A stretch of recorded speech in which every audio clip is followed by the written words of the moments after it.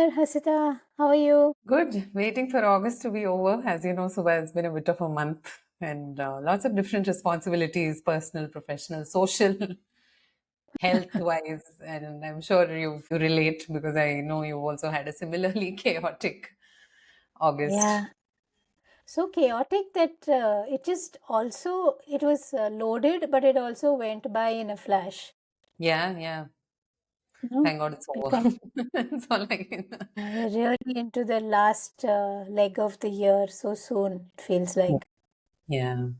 It's been a very interesting time also, right? It really feels like the season of autumn has kind of set in on a very sort of metaphysical level, if I may, where I think we're having lots of deep and heavy conversations as a country, as a community, as a society. I think we're asking some very, very transformative questions. Somehow this feels like that inflection point where a lot could change, but that's kind of also left up to us. Yeah, yeah. No, I think incidents that we're all yes, these are those inflection points, and then we come back sometime later and we're like, why wasn't that an inflection point? Why is it still the same? Yeah, Why yeah. are we back to the same narrative, the same issue, the same, yes, we must do this, Hmm. nothing's changing. But lot is changing. I was in I was very fortunate to be in a room for 2 days as part of an XLRI run event called Upsurge. 150 women who are putting their hand up and saying that I want to find my way to the C-suite, right?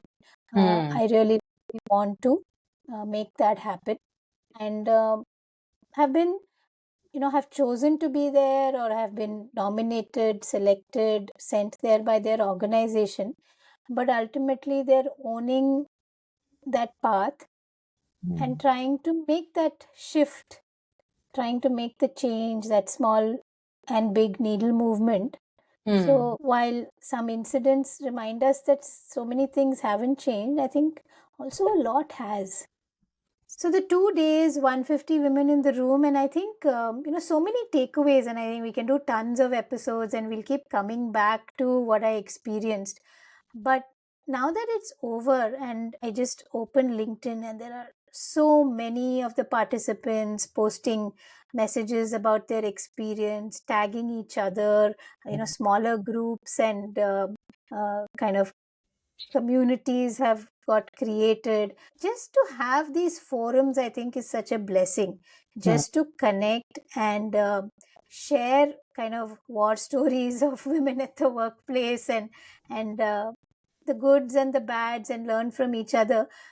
And something that I heard so many of them say is that I really need to go back and say more about what I'm doing. Hmm. Thought that was interesting because we are in the time of social media where we can all say a lot more. Hmm. Uh, 20 years back, who could I say what to?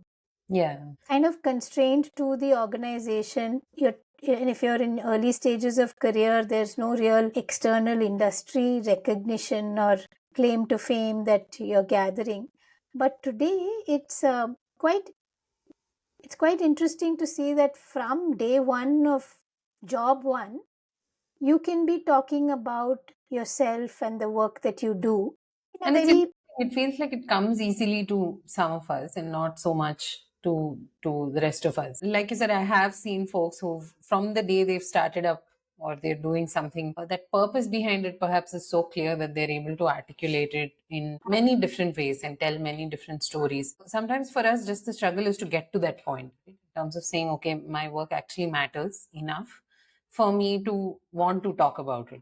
I think a yeah, lot of us do feel like I'm just a cog in the system, right? Like my significance is only towards that modular task that I'm doing, and especially in the early days, more so, where even in a company that's got a very articulate vision, you don't always feel like you're part of that big picture vision. yeah, And also, yeah, the other aspect of especially women talking about work, one thing that strikes me, and it's definitely something that personally also impacts me so much, is this idea that you're not supposed to show off your work so much. You're yeah. not supposed to, Correct, be correct.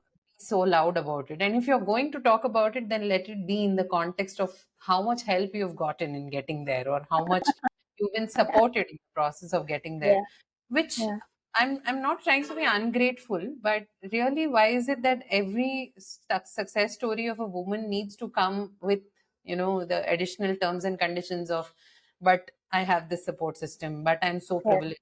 I think I yeah, myself, for that matter, find it very difficult to talk about any part of my journey with one, a degree of independence, right? In terms of saying yeah, I did this, or two, a degree of self awareness, perhaps, in terms of this is how I did it. So I think those two aspects of things, as much as I try to, and maybe internally I know, it just feels like something I'm not supposed to talk about, or I'm not supposed to put out there. yeah. No, and we took the women through different modules, and one which was especially hard hitting and revelation for almost everyone at the table is the fact that your performance is only going to get you X, Hmm. right? And we were referencing a certain study which uses the PI model, which talks about performance, image, and exposure. And the researcher there points out that what they found was that only 10% is your performance, Hmm. and another 30-40% is your image, and the big chunk is exposure. And so breaking it down to say, okay, 10% is putting your head down, doing good work. Then there's the image of who are you, what do you stand for, how are you perceived, right? What are you really putting out there? And then the exposure is genuinely, are you telling people that you've done this, Hmm. right? And are you kind of making it known that you have put in this effort and you've got this result and that you tried, and that kind of self marketing aspect of it. And the the insight, or what so many of us as women realize, is that we just assume that the performance is 90%, Hmm. so Hmm. we're disappointed, Hmm. Hmm. so we think we have to work even harder. That we are not And meeting the 90% standard. or if I'm at 90, oh, maybe I should have taken it to 100. That's why I'm not getting recognized, that's why I'm not getting that promotion. But actually, to not to dial down performance, but know that whatever you do, your 100% is now 10% of this next pie that you have to fill. But what a controversial idea, no? I mean, to say Yeah, that 60-70% of what you do, unless you speak about it, is never going to be visible to the world outside. And it kind of also places a certain, I won't call it a burden, but a certain responsibility additionally on your shoulders too. Because see, now your 10% is already 90, right? Like you've already made correct. it that big, and you've built your, whatever, the remaining 30-40 on the basis of that. But now to say, where do I find the time to do this additional 60% of, Yeah, yeah, showcasing? But I do yeah, see what you mean. I mean, so many times also as startup founders, we may or may not be wanting things like awards or recognition for the work that you do, and in my context specifically, even the campaigns that you run. But more and more I'm realizing that it also becomes part of the cultural collective of the organization, right? To say that, oh, we won these things, oh, we are so proud of these things, oh, these people endorse us. So I think that's how the team's, sort of maybe engagement with the system also grows. So it's definitely something that I've been putting a lot of thought into, in terms of how does something you've built show up in the world outside in a manner that's recognized and, appreciated and acknowledged for what it is. yeah. But And also, that is so important. You can sit and do great work, but no matter what, unless you are able to showcase that, and unless you have others who you have kind of socialized and they can be your ambassadors, it really is going to be a struggle because one, you've done, like you said, you've put in 100% to hit that 10%, and then there are people out there who have done the 10% are talking about it like it's the 100. yeah, I mean, you took the words right out of my mouth. Thank you. I think we also place so much negative kind of association Yeah, with things like that, yeah, right? I mean, yeah, first of yeah, all, fundamentally, it's still just the saying of it feels wrong, that talk more about it. I mean, what I'm saying is if I do X amount of work, talk about it 6 times more at yeah, least, which yeah, just somehow, rings a bit shallow, if I may. But if that's how it is, then that's how it is. Fair enough. Which kind of also then puts you on this path of saying, how can I be a little more genuine about these stories that I'm telling? Again, like you said, I mean, today it's very easy to say whatever you want. The platforms are there, the AI is Mm, there, the AI comments are there. There are many mm. ways to grow you. In fact, I keep getting ads on Instagram for a way to grow your Instagram followership Yeah, without yeah, getting the bots involved. There are so many different, very democratized ways of putting yourself out there.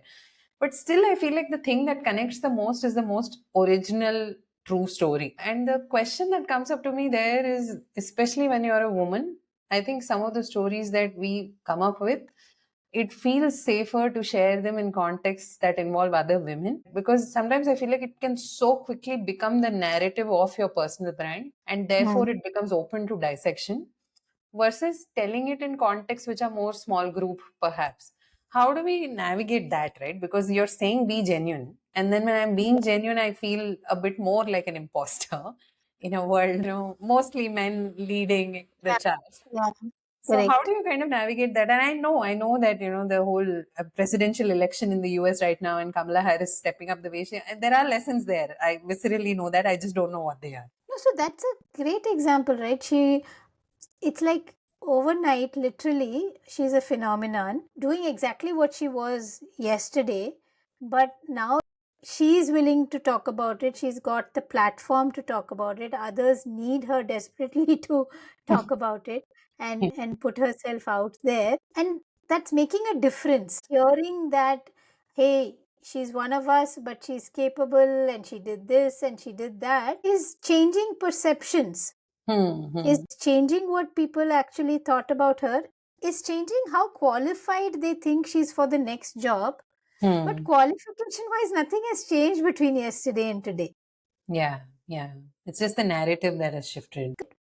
Like, we all are so consumed in our own lives and work.